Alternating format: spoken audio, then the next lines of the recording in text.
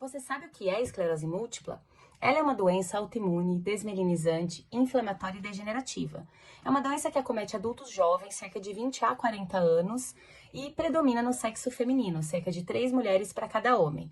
Tem sintomas muito variáveis e ela é caracterizada como uma doença autoimune, que é como se o nosso corpo interpretasse a bainha de mielina, que é a capinha que protege o neurônio, como não fazendo parte do nosso organismo. Então ele manda algumas células que acabam machucando essa bainha de mielina, formando uns pontinhos brancos que aparecem tanto no cérebro quanto na medula espinhal, que são as duas partes do nosso sistema nervoso central, e, consequentemente, levando o paciente a ter alguns sintomas neurológicos. E não deixe de procurar o seu neurologista em qualquer sinal que chame sua atenção. Compartilhe aí, curte, mande suas dúvidas, mande suas perguntas e a gente está aqui para ajudar vocês.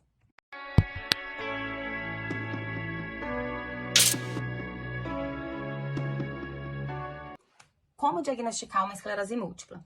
O diagnóstico é feito pelo neurologista. Normalmente, quando o paciente chega no nosso consultório, a gente colhe uma história, a gente faz uma anamnese bem detalhada para entender quando começou, se tem algum sinal antes desse sintoma, até para a gente entender mais ou menos a linha de evolução. Normalmente, nós fazemos o exame, a história, o exame físico desse paciente é muito importante, porque o exame físico neurológico nos dá muitos dados para a gente direcionar onde o paciente pode estar apresentando alguma alteração. E nós somamos com os exames complementares. No caso, pedimos normalmente uma ressonância, seja uma ressonância de crânio, de medula, seja cervical ou torácica, dependendo da localização do sintoma desse paciente, e em associação à coleta do líquido céfalo-raquidiano, que é o líquor que colhe e é igual quando a gente vai diagnosticar uma meningite, por exemplo. Tem alguns marcadores específicos dentro desse líquor, que depois a gente fala com mais detalhes. Os sintomas da esclerose múltipla são muito variados. Ela pode acometer tanto o cérebro quanto a medula espinhal. A gente observa muito frequentemente aquele paciente que abre o quadro da doença com um quadro de neurite óptica, que é uma inflamação do nervo do olho, que é o nervo óptico. Então, esse paciente normalmente tem um quadro onde ele começa a ter uma alteração visual associada à dor ocular, uma dor na movimentação desse olho, e isso caracteriza uma inflamação desse nervo. Fora a neurite óptica, alguns pacientes podem apresentar o que a gente chama de hipoestesia, que é uma perda da sensibilidade, uma diminuição da sensibilidade, seja sensibilidade ao toque, seja sensibilidade térmica na hora que vai tomar banho, sente uma diferença, dependendo até se é uma lesão medular, a gente consegue estabelecer a partir de que nível o paciente começa a ter uma diminuição dessa sensibilidade. Além disso, ele pode ter uma perda de força, seja uma perda de força no braço, na perna, uma dificuldade maior para andar. Alguns pacientes têm visão dupla, um outro tipo de alteração visual. Alguns pacientes têm um quadro de incoordenação motora, um desequilíbrio, uma dificuldade para andar por conta de um desequilíbrio. Alguns sintomas como vertigens, rotatórias, que muitas vezes até eles levam muito tempo para buscar uma ajuda, achando se tratar de uma labirintite.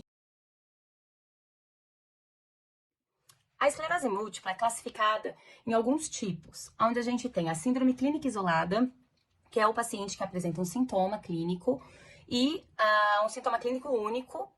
E depois a gente, na investigação, pode observar ou não lesões na ressonância, alterações no líquor, que sugere que essa CIS, essa síndrome clínica isolada, pode evoluir para um quadro de esclerose múltipla. Porque para o nosso diagnóstico da esclerose múltipla, a gente tem que ter uma evolução no tempo e no espaço, onde está tendo uma alteração tanto clínica quanto na ressonância.